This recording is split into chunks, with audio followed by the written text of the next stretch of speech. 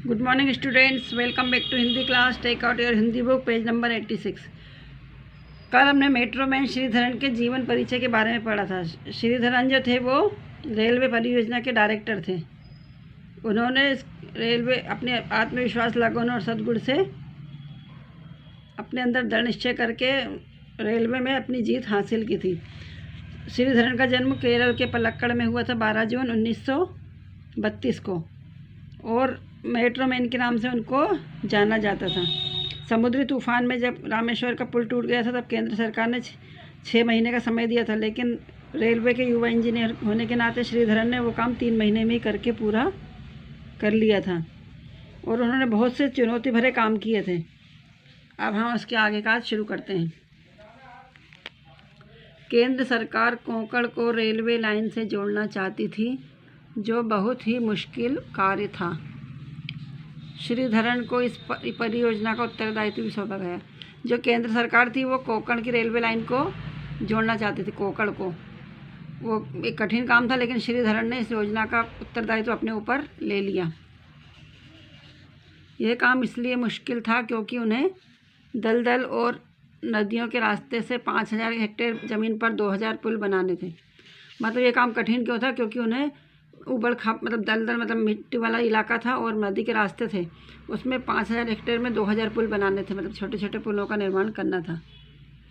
इस काम को पूरा करने के लिए उन्हें 8 साल का समय दिया गया, और श्रीधरन ने केवल 7 साल में ही इस कार्य को पूरा करके सबको आश्चर्यचकित कर दिया। 2000 पुल बनने थे तो समय, सही बात है कि समय तो ज़्यादा लगना ही था, तो उनको 8 साल का समय दिया गया था, लेकिन उन्होंने 7 साल में ही ये काम पूरा करके कंप्लीट कर दिया था।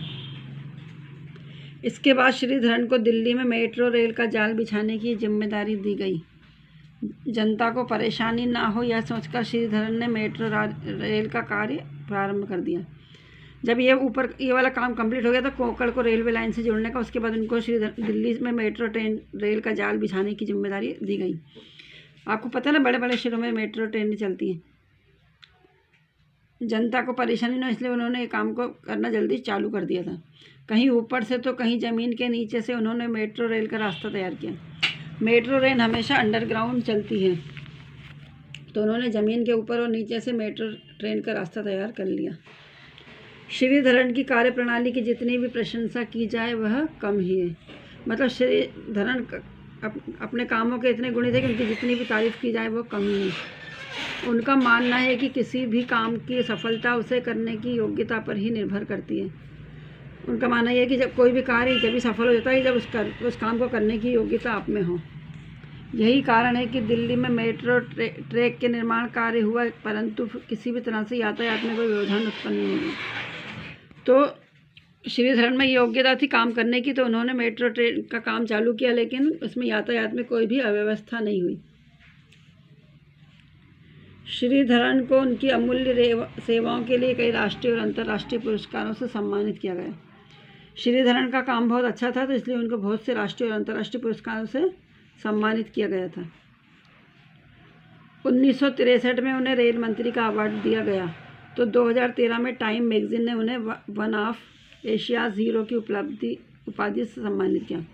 1963 में उन्हें रेल मंत्री अवार्ड मिला, और 2013 में टाइम मैगजीन ने, मतलब एक पत्रिका चलती टाइम मैगजीन, उसने वन ऑफ एशिया हीरो मतलब हीरो का एकमात्र, एशिया का एकमात्र हीरो की उपाधि से उन्हें सम्मानित किया गया।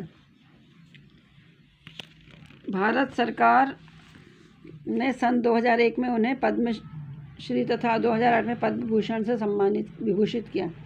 तो भारत सरकार ने भी श्रीधरन का समय समय पर सम्मान किया। तो 2001 में उन्हें पद्मश्री मिला और 2008 में पद्म भूषण। सचमुच श्रीधरन के व्यक्तित्व से कुशल और समझबद्ध तरीके से काम करने की प्रेरणा मिलती है।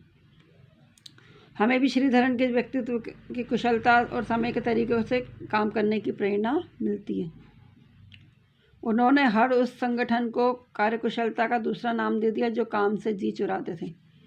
मतलब जो लोग काम करने से जी चुराते थे उन्हें भी उन्होंने कार्यकुशलता का, संगठन में कार्यकुशलता हासिल करवा दी।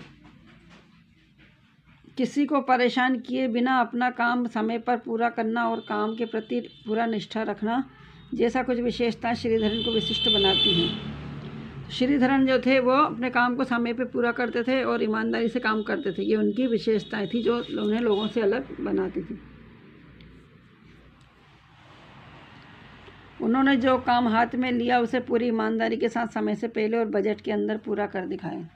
तो श्रीधरन ने जब जब भी जो काम अपने हाथ में लिया, कम खर्च में उस कार्य को उन्होंने पूरा करा, कम बजट में और कम समय में।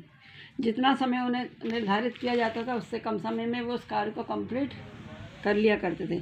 तो हमें श्रीधरन के जीवन से प्रेरणा लेनी चाहिए कि हमें अपनी योग्यता जो हमारे अंदर है उसको बाहर निकाल कर कार्यकुशलता का परिचय हमें देना चाहिए। जैसे श्रीधरन ने मेट्रो में की उपाधि हासिल की, ऐसे आप भी अपने जीवन में कुछ हासिल कर सकते हैं।